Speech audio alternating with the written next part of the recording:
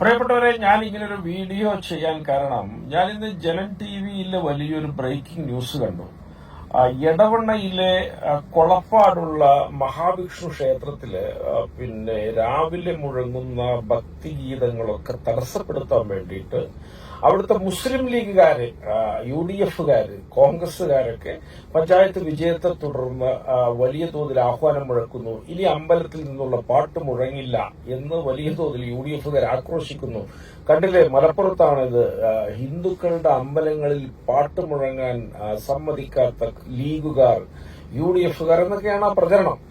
അപ്പോ ഇതിന്റെ ഒരു വസ്തുത വളരെ രസകരമാണ്. കാരണം ഈ കൊളപ്പാട് വാർഡ് കോൺഗ്രസ് സ്ഥാനാർത്ഥിയായ എന്റെ ചിരകാല സുഹൃത്ത് ശ്രീനി 90-ലധികം വോട്ടുകൾക്ക് ഇത്തവണ വിജയിച്ചു. അദ്ദേഹം 2005 അദ്ദേഹം ആ വാർഡിൽ നിന്ന് വിജയിച്ച കാലത്ത് ആ കാലം മുതൽ എനിക്ക് അദ്ദേഹത്തെ അറിയാം. അപ്പോ ഞാൻ ആ വിഷയം എന്താന്ന് പറഞ്ഞാൽ, അവിടുത്തെ മഹാവിഷ്ണു ക്ഷേത്രം അവിടെയുണ്ട്. ആ മഹാവിഷ്ണു ക്ഷേത്രത്തിന്റെ ഊരാളനും അതിന്റെ ഉടമയും ഒക്കെ അവിടുത്തെ താമരക്കുളം ഇല്ലത്തെ, തലയിൽ താമരക്കുളം ഇല്ലത്തെ നാരായണൻ നമ്പൂതിരിയായിരുന്നു. നാരായണൻ നമ്പൂതിരിയുടെ കൈവശമുള്ള ക്ഷേത്രം അദ്ദേഹത്തെ അനുനയിപ്പിച്ചും അദ്ദേഹത്തെ സോപ്പിട്ടും ശുദ്ധഗതിക്കാരനായ ബ്രാഹ്മണനെ പറ്റിച്ചുകൊണ്ട് ഒരുപടി ആൾക്കാർ സാങ്കേതികമായി നിയമപരമായി കഴിഞ്ഞ കുറെ കാലമായിട്ട് കൈയടക്കി. അതിനെ തുടർന്ന് ക്ഷേത്രത്തോടനുബന്ധിച്ച ഇല്ലത്ത് നിന്നുകൂടെ നമ്പൂതിരിയെ പുറന്തള്ളുക എന്നൊരു ലക്ഷ്യവുമായിട്ട് ആ ക്ഷേത്രം കൈയടക്കിയ കമ്മിറ്റി പ്രവർത്തിച്ചു പോരുകയാണ്.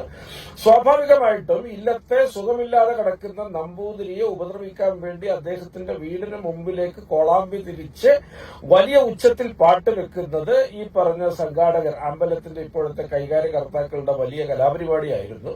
നമ്പൂതിരിയുടെ മകനായ നാരായണ തിരുമേനിയുടെ മകനായ ജയൻ നമ്പൂതിരി കോടതിയിൽ പോയി അതിനെതിരെ ഉത്തരവ് വാങ്ങി 50 ഡെസിബലിന് മുകളിൽ ശബ്ദം ഉയർത്തരുത് എന്ന ഉത്തരവ് കോടതിയിൽ നിന്ന് വാങ്ങിയതാണ്. എന്നാൽ ആ ഉത്തരവ് പോലും കാറ്റിൽ പറത്തിക്കൊണ്ട് ശുദ്ധഗതിക്കാരായ നമ്പൂതിരിമാരെ ഉപദ്രവിക്കുന്നത് ഈ പറഞ്ഞ കമ്മിറ്റിക്കാർ തുടരുകയാണ്. തീർച്ചയായിട്ടും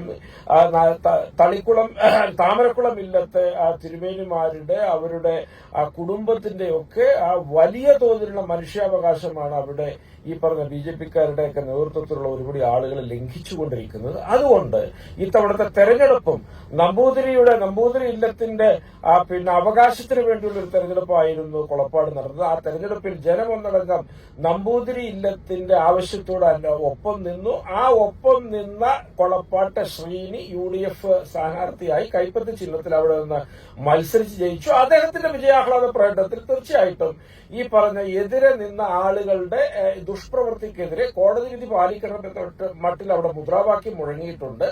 അതിലെ മുസ്ലിങ്ങളായ ആരുമില്ല, ലീഗ് പ്രവർത്തകരില്ല എന്നുള്ളത് മറ്റൊരു യാഥാർത്ഥ്യം. കാരണം അമ്പല പരിസരത്ത് മുസ്ലിം വീടുകളൊന്നുമില്ല. അവിടുത്തെ കോൺഗ്രസുകാരാണ് ആ മുദ്രാവാക്യം മുഴക്കിയത്. അവര് ഈ പറഞ്ഞ താമരക്കുളം ഇല്ലത്തെ തിരുമേനിയുടെ, നാരായണ നമ്പൂതിരിയുടെയും മകൻ ജയൻ നമ്പൂതിരിയുടെയും അനുബന്ധ കുടുംബങ്ങളുടെയും ന്യായമായ അവകാശത്തിനൊപ്പം നിന്നാണ് ശബ്ദമുയർത്തിയത്. അതിനെതിരെയാണ് ഈ പറഞ്ഞ BJP-ക്കാർ അവിടെ കോപ്പ് കൂട്ടുന്നത്. ആ BJP-ക്കാർ പറയുന്ന ഈ വാർത്ത ഇത്തരത്തിൽ വളച്ചൊടിച്ച് ഹീനമാക്കി മനുഷ്യരെ തമ്മിൽ തല്ലാൻ പാകത്തിന്, ഒരു പക്ഷേ ഉത്തരേന്ത്യയിലൊക്കെ അതിന്റെ സബ് ടൈറ്റിലോടുകൂടി വലിയ വർഗീയ ധ്രുവീകരണത്തിന് കാരണമാകും വിധമൊക്കെ പ്രവർത്തിക്കുന്ന ജനം TVക്കെതിരെ തീർച്ചയായിട്ടും നിയമ നടപടി കൈക്കൊള്ളാൻ സംസ്ഥാന സർക്കാരിന് ഉശിരുണ്ടെങ്കിൽ അവർ മുന്നോട്ട് വരണം. അതില്ല എന്നുള്ളത് നമുക്കറിയാം. അതുകൊണ്ടാണ് ഇത്തരത്തിൽ ഇതിന്റെ സത്യാവസ്ഥ വെളിപ്പെടുത്താനായി ഇങ്ങനൊരു വീഡിയോ ചെയ്യുന്നത്. നന്ദി, നമസ്കാരം.